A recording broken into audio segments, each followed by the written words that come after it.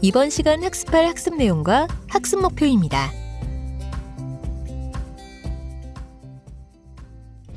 안녕하세요. 한국고용노동교육원의 보이는 라디오 DJ를 맡게 된 김지우입니다. 자, 그리고 오늘 저와 함께 할 분이죠. 허재숙 교수님 모셨습니다. 안녕하세요. 허재숙입니다.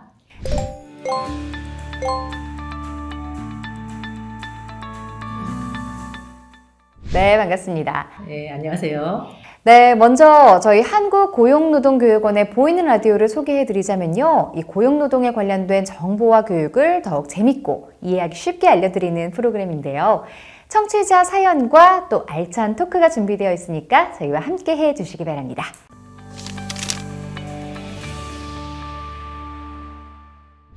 자, 교수님, 오늘 함께 할 주제는 무엇일까요?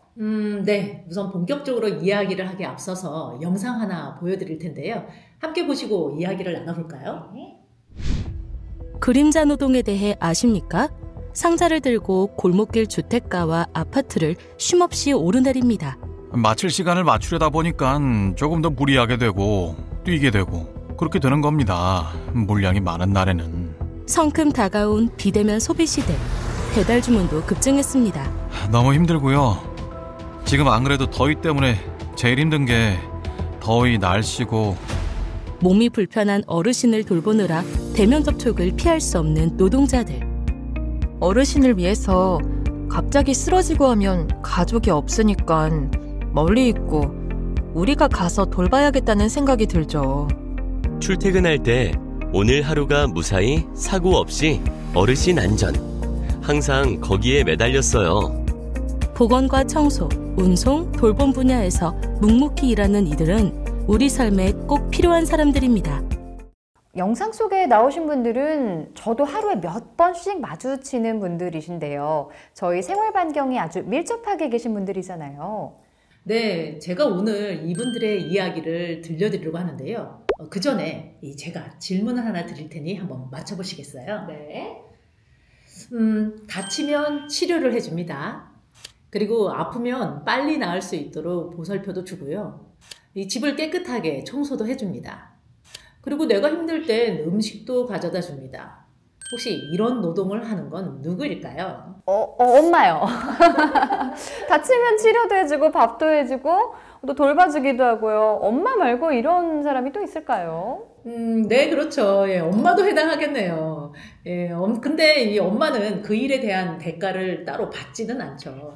예, 그러면 아까 같은 노동을 하고 이 대가를 받는다면 누가 떠오르세요? 치료한다라는 걸 보면 뭐 간호사나 의사처럼 의료 종사자분들이 떠오르고요. 청소는 뭐 환경미화원 뭐 이런 분들 아닐까요? 그렇죠. 이 간호사나 의사, 환경미화원은 이 노동의 대가를 받고 일을 하는 사람들, 즉 그 사람의 직업이죠. 이 노동이란 이 생활에 필요한 물자를 얻기 위해서 이 육체적, 정신적 노력을 하는 행위인데요. 이러한 목적을 가지고 주체적으로 노력을 하는 행위가 바로 노동의 정확한 의미입니다. 그럼 아까 저희가 대화에서 나누었던 노동의 대가를 받는 간호사, 청소부 이런 분들은 모두 노동한다고 할 수 있네요.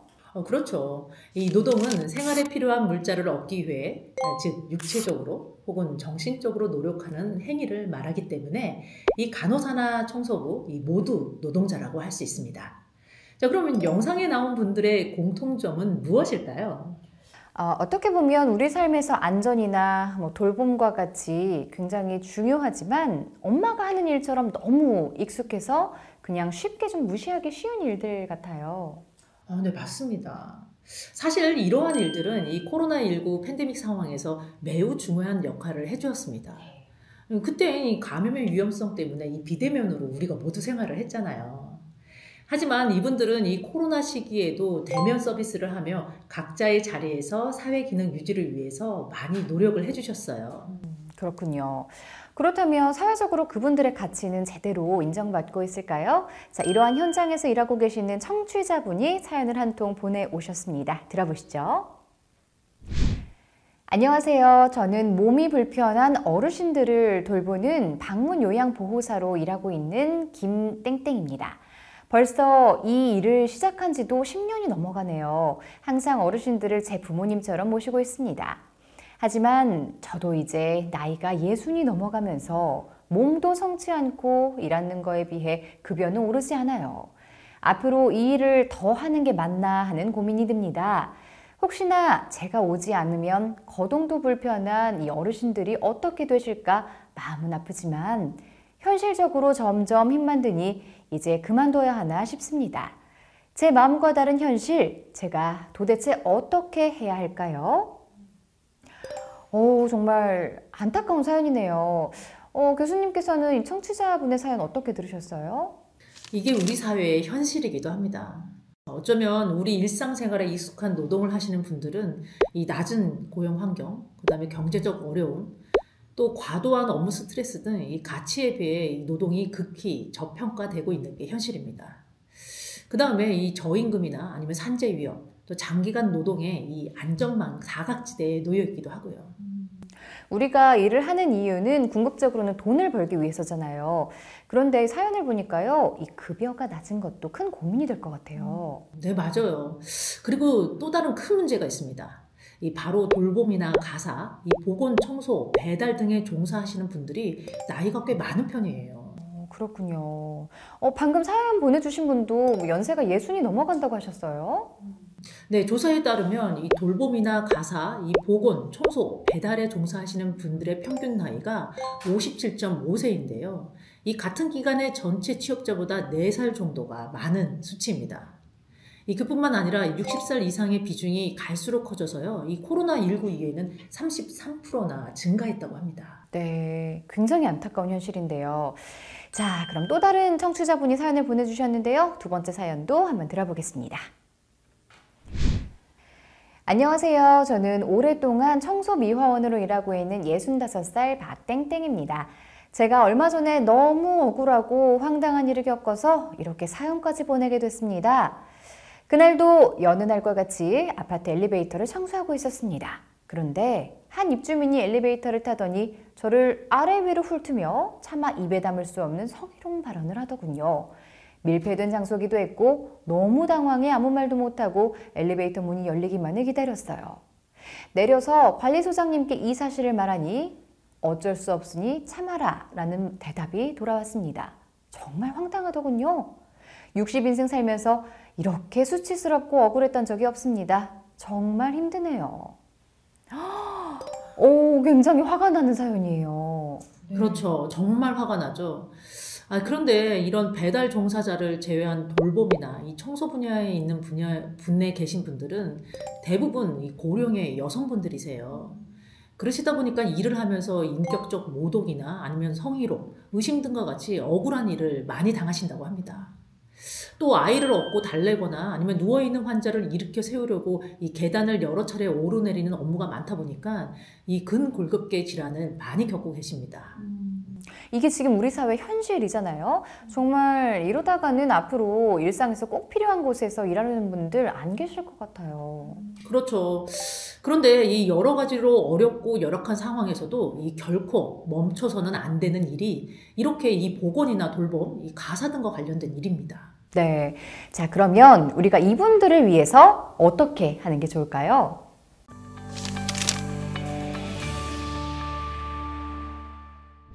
이분들을 위해 우선 인식 자체를 바꾸는 게 좋은데요. 이 바로 노동에 대한 감수성을 가질 필요가 있습니다. 자, 노동 감수성이란 뭘까요? 우리 청취자분들도 굉장히 궁금해하실 것 같은데요. 노동 감수성에 대해 더 자세히 알기 위해서 특별 게스트를 모셨습니다. 어서 오세요. 네, 안녕하세요. 안녕하세요. 자, 이분이 누구실지 굉장히 궁금해 하실 것 같은데요. 바로 우리 프로그램 제작진 이은수 씨입니다. 네. 자, 교수님이 직접 요청하셨다고요? 네. 제가 이 노동 감수성을 좀 더 쉽게 설명하기 위해서 우리 생활에서 일반적인 상황을 사례로 들 거예요.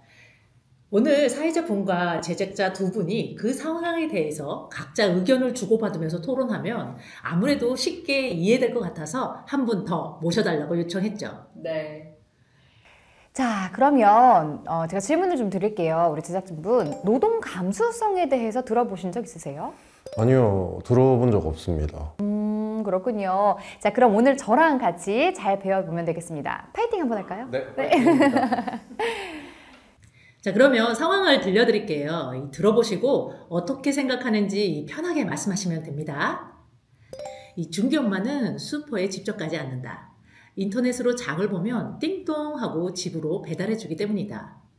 요즘에는 날씨가 더워서인지 배달해주는 기사님의 얼굴이 빨갛다. 어느 날 준기 엄마가 다음날 손님에게 대접할 과일이 새벽 배송으로 주문하겠다고 한다. 그럴 땐 어떻게 생각하시나요? 이건 제가 먼저 말해볼게요. 이건 소비자들에게 굉장히 편한 서비스잖아요. 저녁에 주문했는데 다음날 바로 그것도 아침에 일찍 물건을 받는다. 굉장히 좋은 서비스라고 생각하는데요. 우리 제작진분은 어떻게 생각하세요? 저는 생각이 조금 다른데요. 새벽에 배송을 하려면은 그걸 배송하는 분은 밤에 잠도 안 자고 운전하고 배달하는 거잖아요. 그 자체만 생각했을 때는 별로 좋은 일이라고 생각되진 않아요. 그러면 뭐 새벽 배송 안 시키세요? 뭐 쿠땡, 뭐 로켓 배송 슝 이런 거. 아유, 그거는 아닌데. 진정하세요, 진정.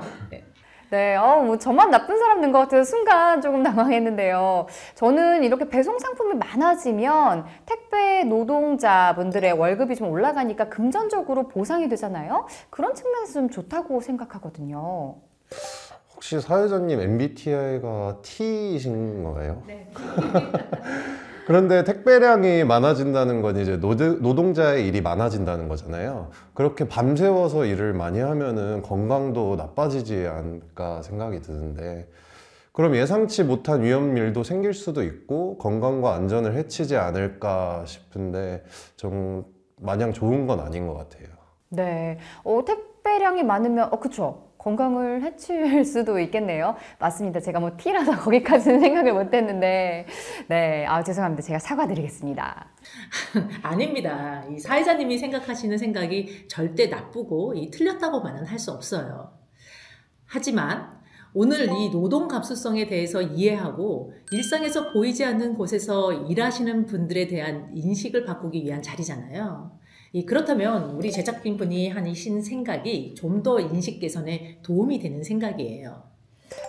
네, 다시 한번 심심한 사과의 말씀 드리겠습니다. 자, 우리 제작진분 아주 훌륭한 마인드를 가지셨습니다. 자, 그럼 교수님, 이 노동 감수성에 대해서 좀 정확하게 배우고 싶은데요.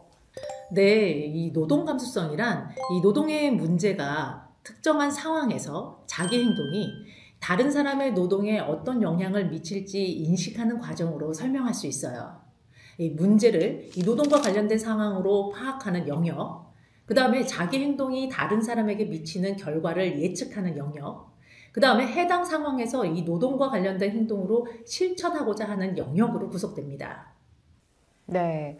내가 지금 하는 행동이 한 노동자에게 어떤 영향이 갈지에 대해서 생각하는 것, 그것부터 노동 감수성이라고 보면 되는 건가요? 네, 맞습니다. 이 안전이나 건강, 그리고 정당한 보상 등 그 일하는 사람으로서 보장되어야 할 것들을 인식하는 것이 바로 노동 감수성의 시작이라고 할 수 있는 거죠. 네, 사회적으로 물론 변화가 필요하겠지만 개인적으로는 인식 개선이 우선일 것 같은데요. 네, 그렇습니다.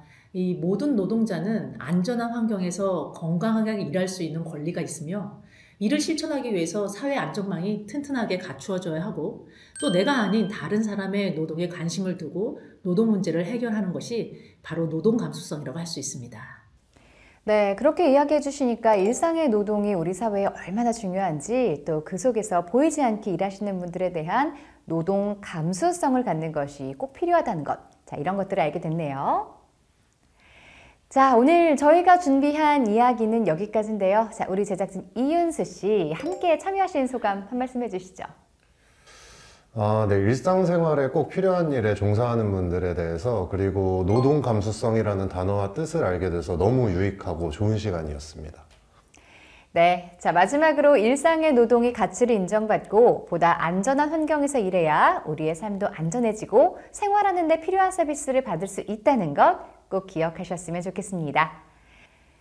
자, 그럼 한국고용노동교육원의 보이는 라디오 여기서 마치겠습니다. 고맙습니다.